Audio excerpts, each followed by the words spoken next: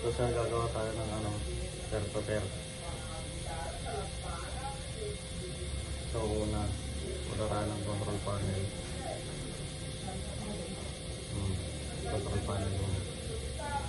And then network and internet. Tapos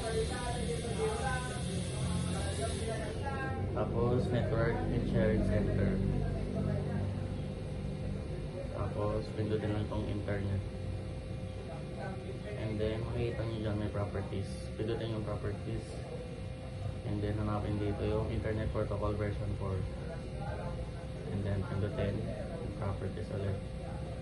Tapos lalagay natin dito is 192.168.1.1.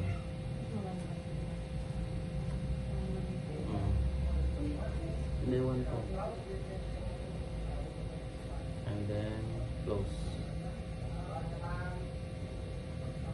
Tapos gagawa tayo ng file. Ito.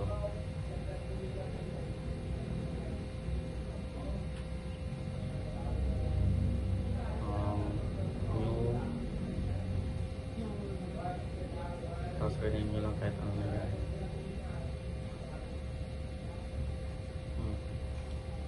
And then lagay din tayo dito sa folder na kahit ano sa akin text.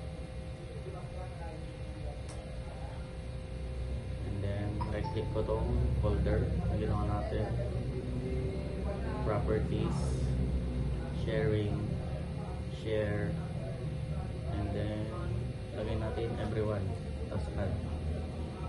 And then makikita nyo dito may everyone na. So yung nakalagay dito read, pero papalitan natin yan ng read and write. Share, tapos yan, pindutin natin yung file, done. And then advanced sharing, share this folder,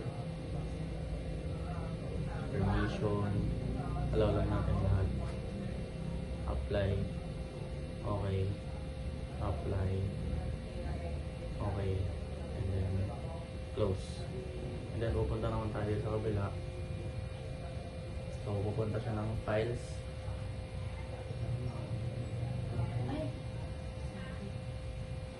Pupunta siya ng files. And then network. And then search yung IP natin. So yung IP natin dito sa kabila is 192.168.1.1. Enter.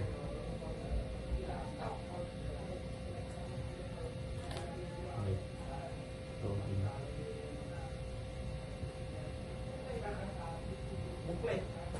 Yun.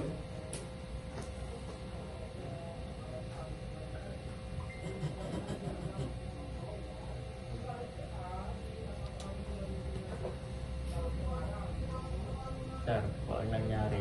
Yun lang. Sir, kanina pa namin tinatry. Kanina pa namin tinatry, sir. Ganyan, diagnose siya.